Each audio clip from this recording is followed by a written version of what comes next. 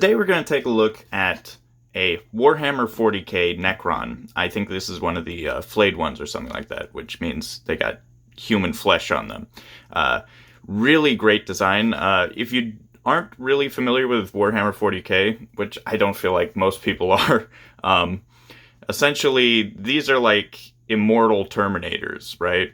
And they had souls. They were like living beings before that then were turned into robots, essentially. I don't know if that would be a cyborg, technically. But this guy here, really amazing. And to be honest, the design is very reminiscent of Terminator, which is a good thing. I like that design. It actually adds quite a bit, too. It's very beefy, very, like, leans more horror than sci-fi, I would say. And that's something that I really love with Warhammer 40k in general. Very horrific world, and that's what we like, you know? That's what people like me, insane people, really enjoy. So for this figure, let me pop him off his stand. We do get a little black stand. And obviously this is a McFarlane toy, so be wary. Most of these guys probably have some sort of QC issues. This guy's actually pretty okay, though. It's just a little bit of looseness, maybe, in some of the limbs. But overall, pretty good. Let me scoop my light a little more forward. And taking a look at him, you can see the flesh on his skin here, or flesh on his robotic form. You even see a little face, which I like that quite a bit. That's actually really cool. A stretched out kind of facial skin. Don't know where the rest of this skin is from. Could be like, you know, the rump. I hope that's the rump on his face. I think that would be pretty funny. Great face design. We got that weird kind of skeleton face under this all. This giant spine on the back. And honestly, the coloring and paint on him is actually really good. So we get kind of a golden, almost, yeah, I'd say a dirty gold color going on here with a black wash making all those little cracks and scrapes and scratches really pop out. And then the silver's very crisp, very... really enjoy that quite a bit. I wish my lighting situation was a little bit better, but I'm waiting on solutions at the moment. But as you can see, he has nice green eyes here. His feet, that's definitely feet. Unfortunately, it looks like only 2 toes for you freaks out there. His legs actually are asymmetrical, which is something that I kind of enjoy. We got this one skinny, more like bone leg, and then this more beefed up, kind of like beat up looking leg. Almost like he has exposed underparts going on here. Just a great design right there. That's freaking amazeballs, as they would say if they were 12 maybe. And then articulation wise, this guy basically has anything that you would need from a Necron. So for head, we have a ball joint, which, yeah, just a ball, not a hinge. Probably one of those barbell systems, so you get quite a bit. You can't really, like, full rotate or anything like that, but we get quite a bit of movement there. Up and down is limited. He's always going to be a little hunched over because of his design, I think. Let me see.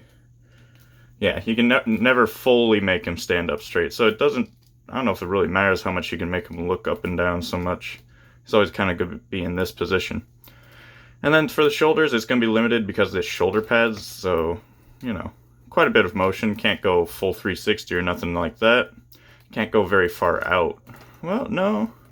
So we have a ball joint barbell, essentially, which is this kind of an interesting design. And then a hinge at the other end here. So it creates a lot of movement. And then we have another hinge right past that hinge for swivel. So that's really, really well articulated there. Unfortunately, then just a single joint elbow. But it does get past a 90 degree, which is basically what you would need. So we do have the wrist, full rotation. What we have here is a hinge with 2 attachment points here, so we get quite a bit of movement there, in and out. If you need it to rotate, you can kind of hold this in place. Let me see. Yeah, and now you can get side to side, which normally you wouldn't really need. Finger articulation, which is great. These crazy looking razor blades. You know, you can get them pointing like, they went that way, officer. I dig that quite a bit. Kind of get a kind of villain pose here. I don't know. Maybe he's like begging for money. I could see that too. And that's going to be the same on the other side here. Still asymmetrical design though, I will point out, because this is more rounded. This is more of a flat forearm. Love his spine going on here. His, like, I don't know, is that what you would call a spine? Torso. His abs look kind of weird there. Really love that. And then so the hips, well, I guess there's articulation up here. It's a ball and a ball from what I can tell. So we got 2 ball joints. Creates quite a lot of articulation there. Then we got hinged, I believe. Yeah, hinged legs so that they kick forward quite a bit. They can kick backward. They kind of have a bit of an outward axis, but that's not terrible. You get splits. Knee articulation, just decent. Just under the 90 degree though, so not great. That'd be just over. I don't know, guys. I just barely passed high school. So when we got the ankle articulation here, we got full rotation. It's got a hinge, so we can go up and down. Let's see. There's not really ankle pivot, but you can kind of work out an ankle pivot. McFarlane's articulation is always like a little weird. Toe articulation too, which is a rare thing in modern day toys. When it comes to posing though, I don't really see all that much need for toe articulation. I guess if you're getting kind of a step forward look. Yeah, articulation I'd say is really good actually, believe it or not. For a McFarlane toy for sure. And overall design and aesthetic, I really dig quite a bit. So let's do a quick size comparison, and then I think we can wrap it up. So here he is next to McFarlane's Movie Maniacs Freddy, which is about 7 inches, so he's about just over the 7-inch scale because of his spines here, I would say. And then let's see, we also have NECA's Casey Jones, who I also reviewed earlier, who honestly I think Casey Jones is maybe, if it weren't for the spines here, his head is higher than the Necron here. So it's a pretty good scale. You could work him with 6-inch figures probably pretty well, because Necrons are supposed to be pretty tall and imposing. So because of that, I would recommend this for someone if they want just a generic horror monster, or if they want an actual Necron for their collection. Really great, no complaints. Tell me what you guys think.